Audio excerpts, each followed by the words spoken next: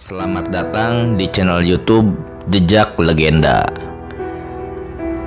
Di kesempatan ini saya akan mengisahkan sebuah kisah legenda mengenai asal-usul siluman harimau. Siluman harimau yang ada di lereng Gunung Kelud.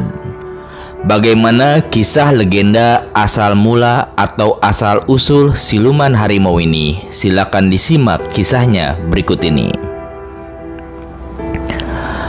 Pada waktu itu, ada seorang yang bernama Joko Pegadung yang bertempat tinggal di Desa Gadung.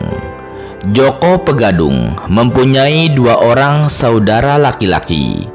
Keduanya bernama Joko Basawa dan Joko Medada. Mereka bertempat tinggal di lereng Gunung Kelud di sebelah barat daya Gunung Arjuna.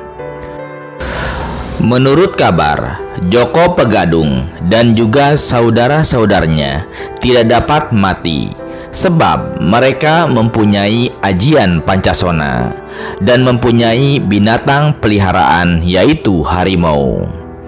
Karena itu, Joko Pegadung dan juga saudara-saudaranya sangat ditakuti dan juga sangat dihormati oleh penduduk desa hingga ke wilayah lain.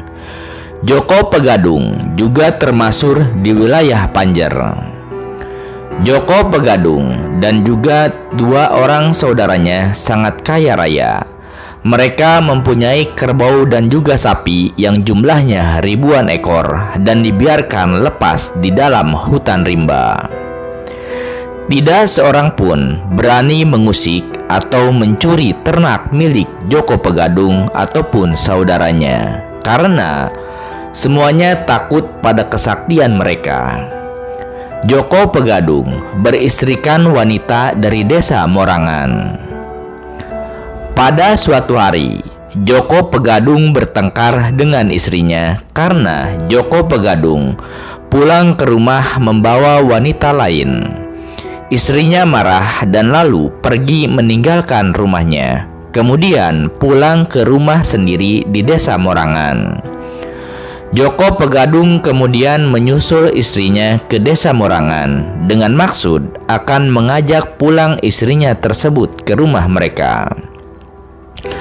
Tetapi setelah Joko Pegadung tiba di desa Morangan tersebut dan lalu mencari istrinya di rumahnya, rumah itu tampak sepi.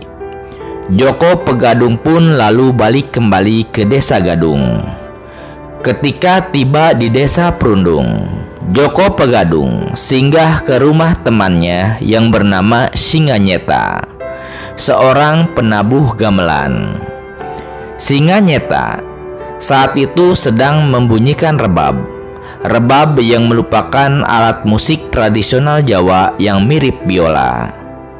Sedangkan istri Joko Pegadung duduk di sisi Singanyeta. Seketika itu, Joko Pegadung bangkit kemarahannya. Singanyeta dipegang kakinya lalu ditarik keluar rumah. Tetapi Singanyeta bertahan lalu berusaha melepaskan diri dan kemudian berhasil. Mereka lalu berkelahi mati-matian. Keduanya sama-sama memiliki kesaktian. Mereka saling sepak, saling tarik-menarik, banting-membanting, dan saling dorong-mendorong. Namun hingga berhari-hari tidak ada yang kalah dan juga tidak ada yang menang. Akhirnya kaki Singanyeta terpegang oleh Joko Pegadung lalu dipatahkan. Tetapi Singanyeta masih dapat memegang kepala Joko Pegadung. Rambut Joko Pegadung yang panjang kemudian dililitkan di tangan Singanyeta, lalu dipelintir dan kepalanya ditarik sehingga terlepas dari badan Joko Pegadung. Singanyeta ingat bahwa Joko Pegadung memiliki ajian Pancasona. Ajian Pancasona memiliki kelebihan selama kepala dan badan Joko Pegadung masih berdekatan, walaupun sudah terpisah dari kepalanya dan mati. Joko Pegadung akan dapat hidup kembali karena kepala dan badannya akan bersatu kembali. Itulah sebabnya ketika kepala Joko Pegadung sudah terpisah dari raganya, kepala itu dilemparkan jauh-jauh. Kepala itu jatuh di daerah Singkal, yakni sebuah desa di sebelah barat Sungai Brantas. Akhirnya Joko Pegadung mati dan tidak dapat hidup lagi, sebab kepalanya terjatuh di sebelah barat Sungai Brantas, sedangkan badannya tergeletak di sebelah timur Sungai Brantas. Di akhir pertempuran, kedua orang itu sama-sama binasa. Saudara Singanyeta yang bernama Jokobaya setelah mendengar bahwa Singanyeta berkelahi dan sama-sama tewas, lalu menahan napasnya sampai mati karena paru-parunya kekurangan zat asam. Sedangkan saudara Joko Pegadung yang bernama Joko Besawa dan Joko Mendada setelah mendengar berita bahwa kakaknya yaitu Joko Pegadung berkelahi kemudian mati sempiuh, atau dalam arti kedua orang yang berkelahi hingga akhirnya sama-sama mati, jadi tidak ada yang kalah atau menang. Maka Joko Besawa dan Joko Mendada, kedua orang saudara Joko Pegadung, kemudian bela muksa, yaitu membela dengan cara ikut mati. Jika kemudian disebutkan bahwa Joko Pegadung dan saudara-saudaranya memiliki harimau, maksud sebenarnya ternyata adalah Joko Pegadung dan juga saudaranya dapat berubah rupa menjadi harimau atau harimau siluman.